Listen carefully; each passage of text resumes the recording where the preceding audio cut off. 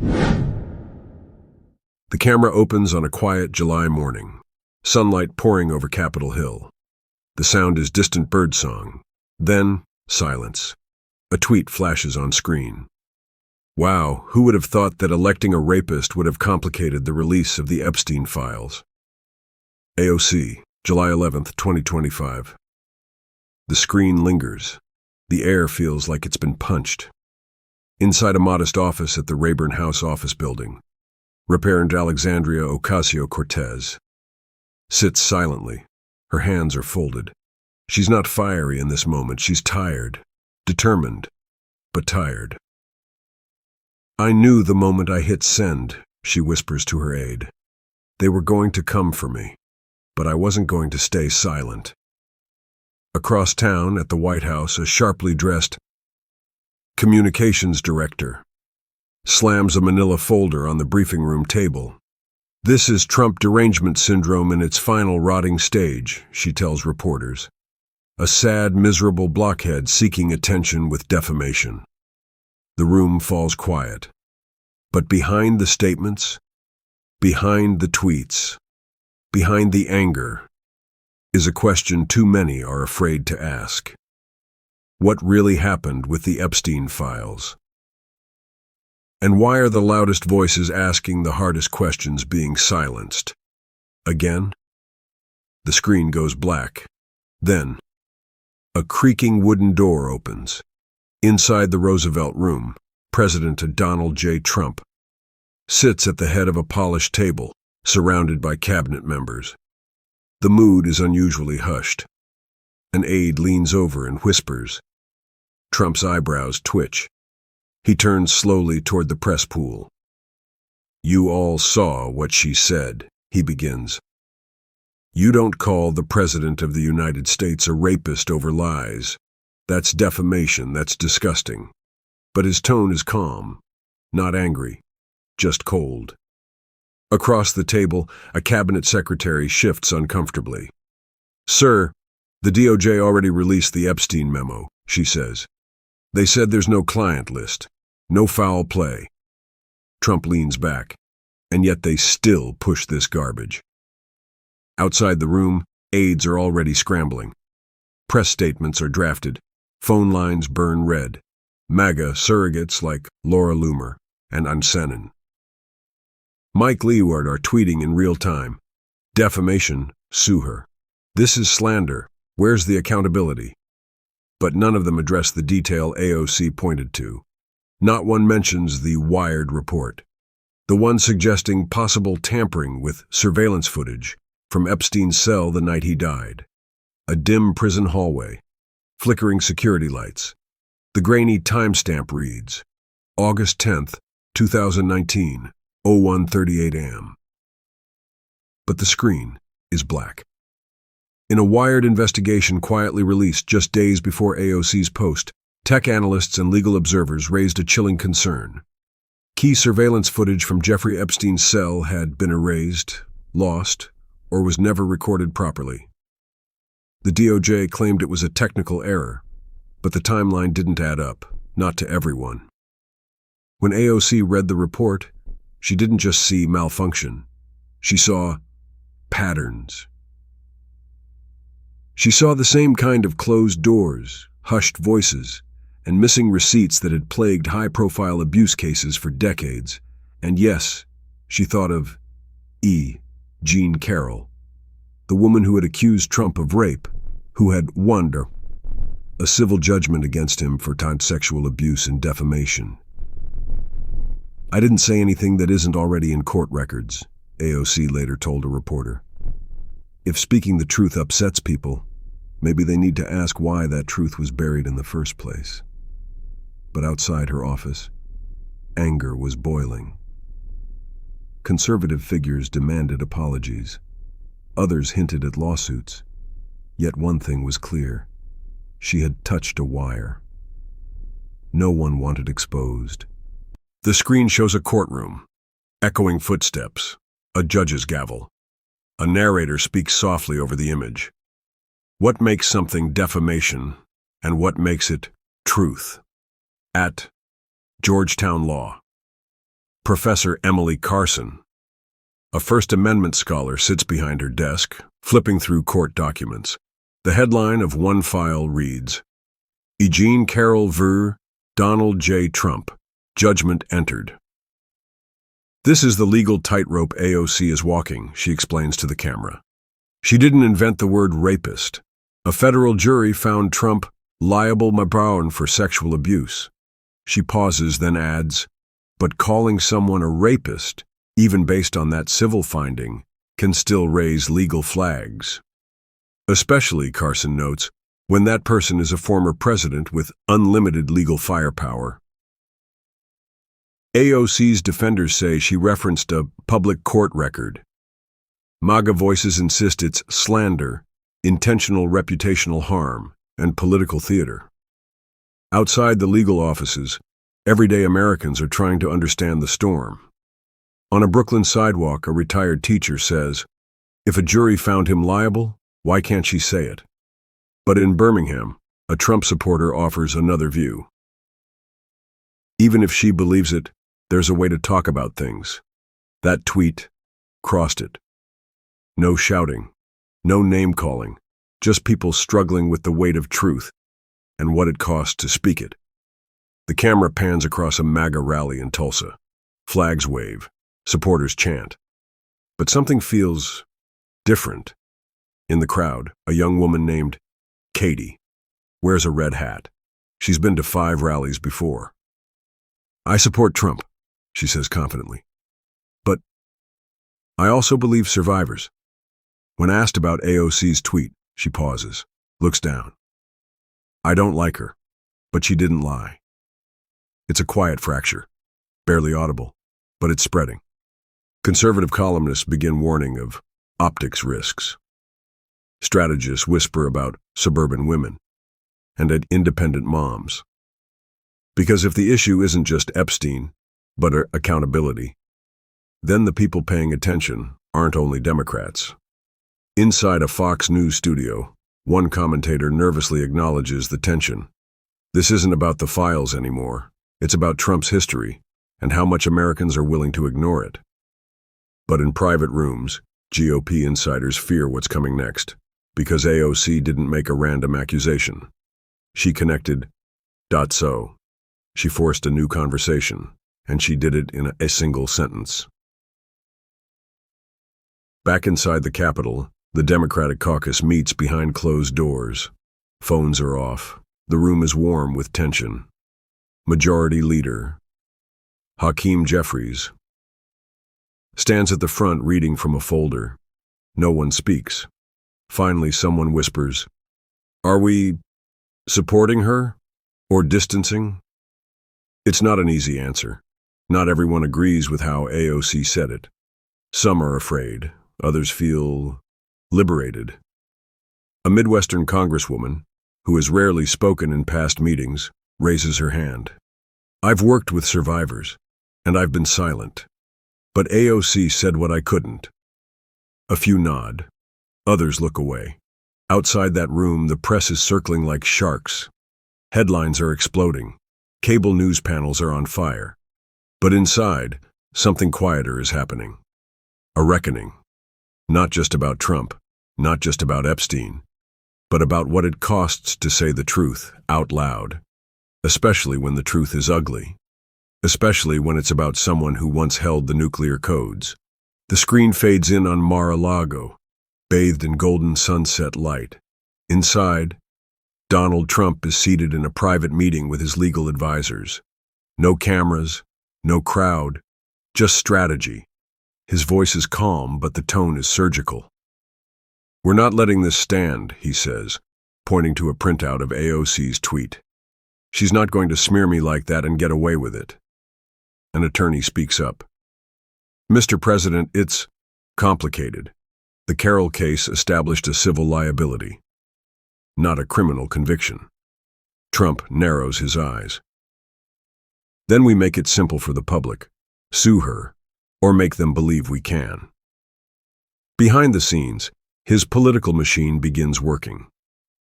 MAGA-aligned influencers, lawyers, and media allies Flood social media with calls for defamation lawsuits. She should pay millions. Lawsuit incoming.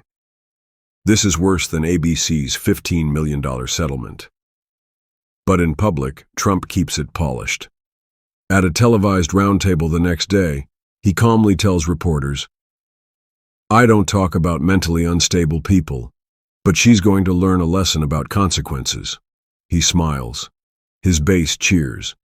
But behind that smile, there's fear. Fear that AOC struck a chord deeper than expected.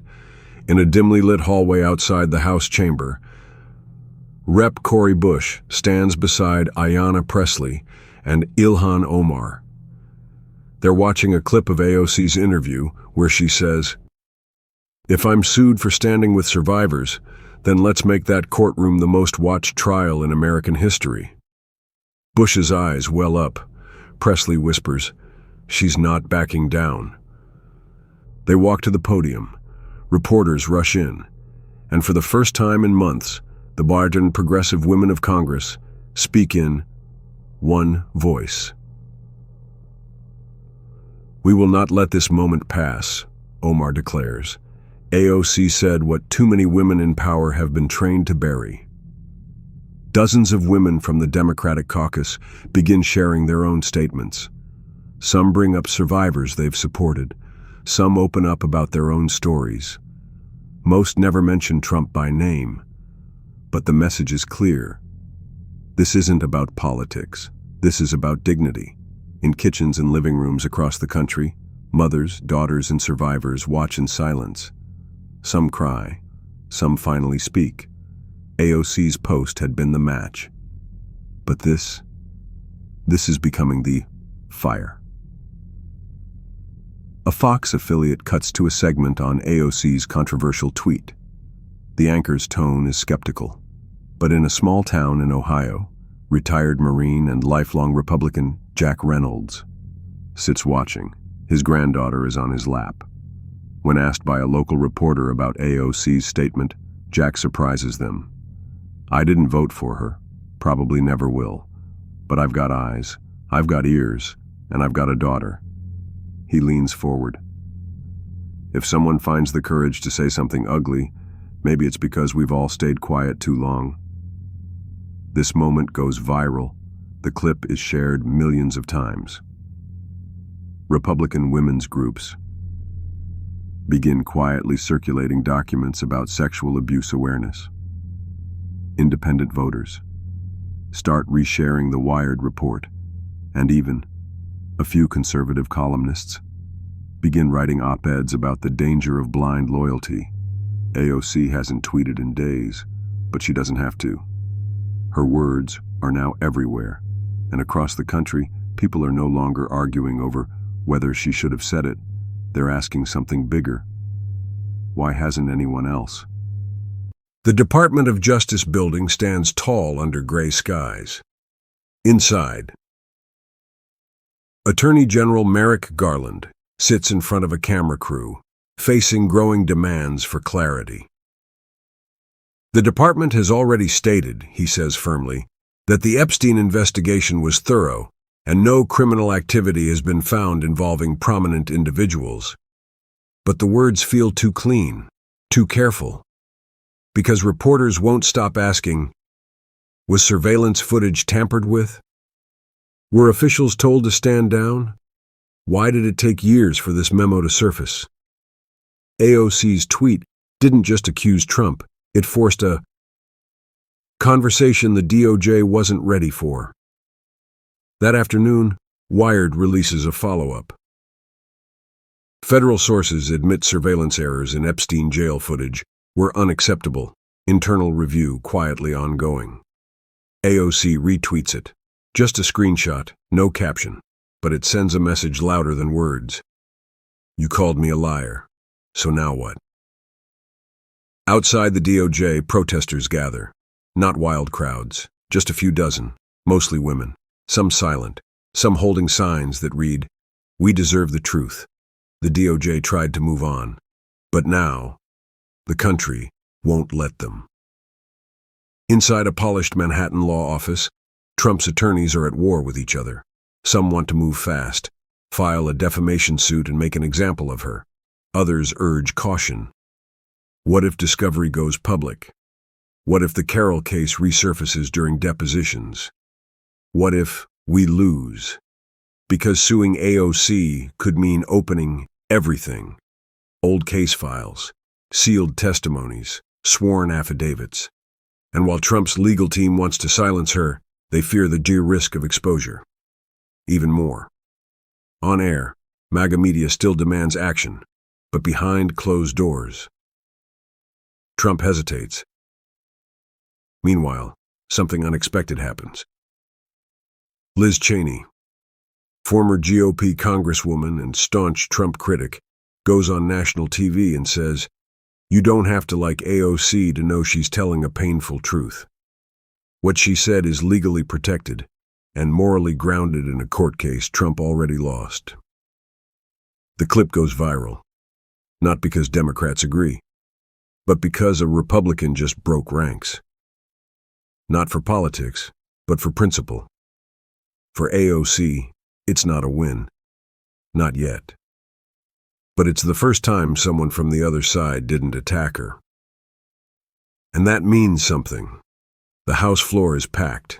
The galleries above are quiet. Everyone knows what's coming. AOC walks to the podium. She doesn't look around, doesn't check her phone, just unfolds a small piece of paper and begins. "You've called me dangerous, unstable, unhinged. You've said I deserve to be sued or silenced." She pauses. "But what I said was rooted in a federal jury's finding. And if you don't want women to speak the truth out loud, then you don't want women in power." Some Democrats nod. Some lower their heads. But on the Republican side, something startling happens. A single congresswoman, young Republican from a swing district, stands, slowly, alone, then sits again. AOC notices, doesn't react, just breathes in. "We have built a country where the truth is punished more harshly than the lie, and I will not apologize for disturbing that balance." She steps down. The chamber is silent. Then comes a ripple of applause. But not just from her allies.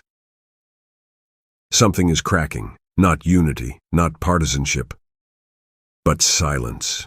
A wide aerial shot of America, red and blue lights glowing from digital maps in newsrooms, battleground states blinking like sirens.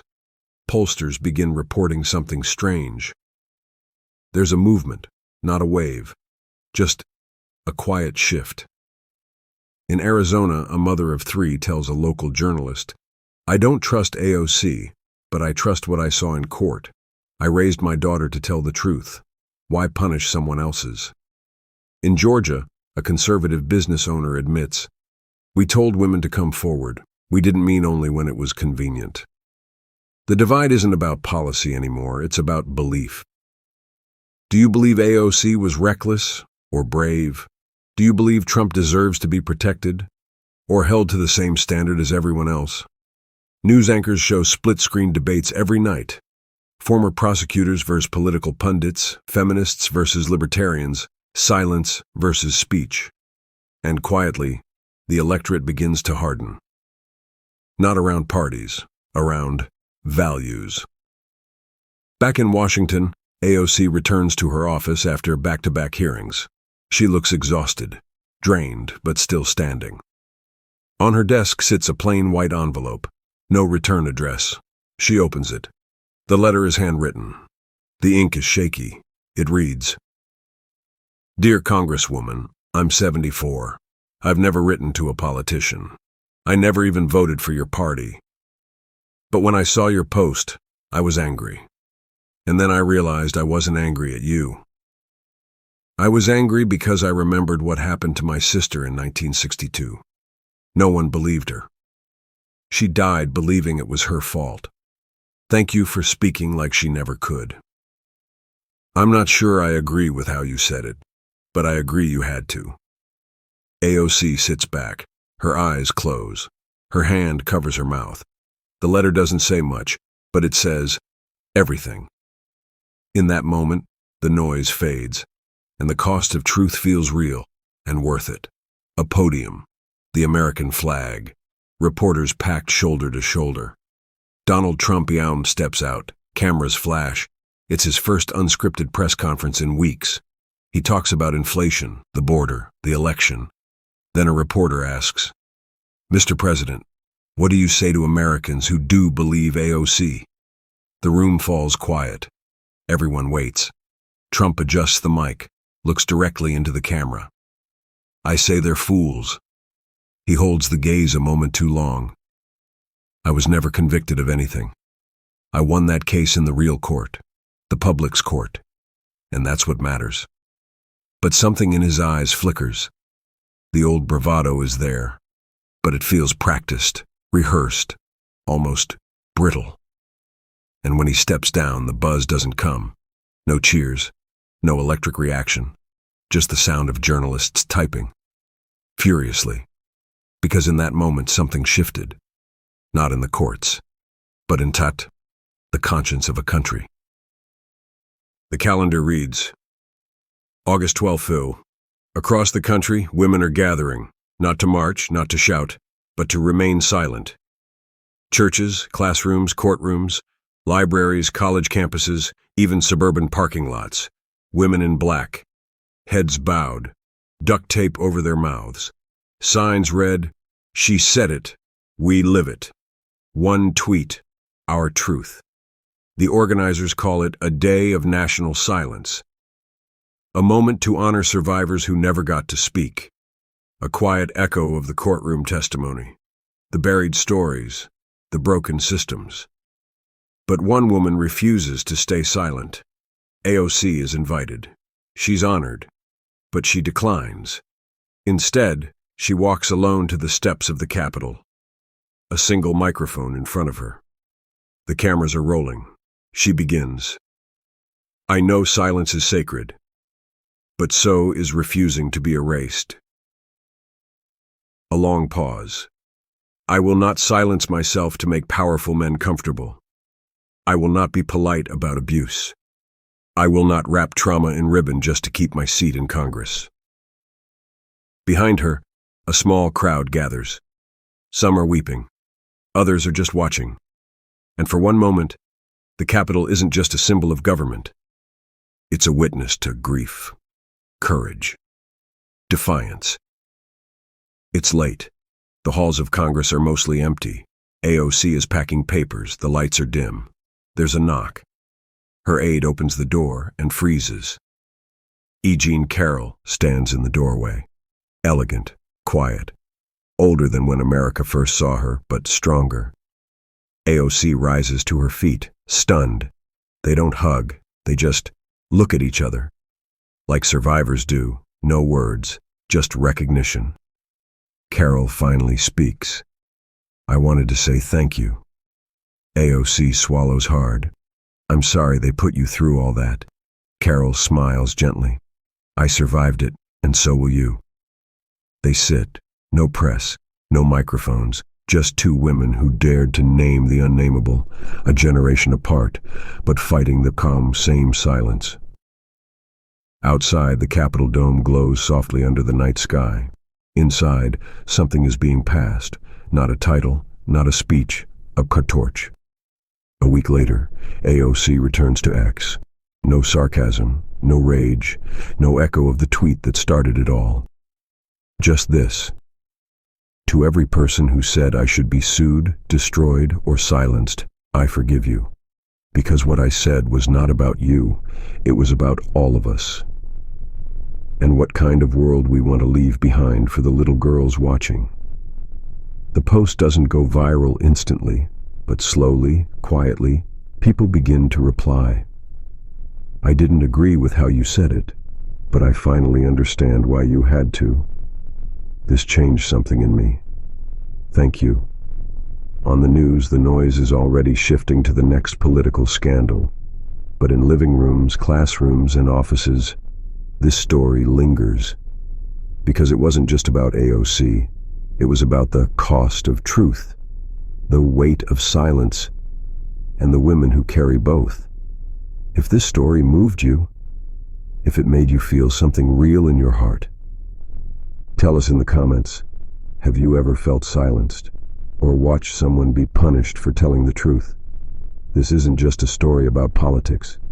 It's about power and who gets to speak. So if this video opened your eyes, like the video, subscribe to the channel, share this story with one person who needs to hear it.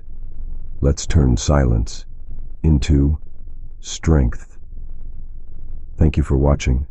You are not alone.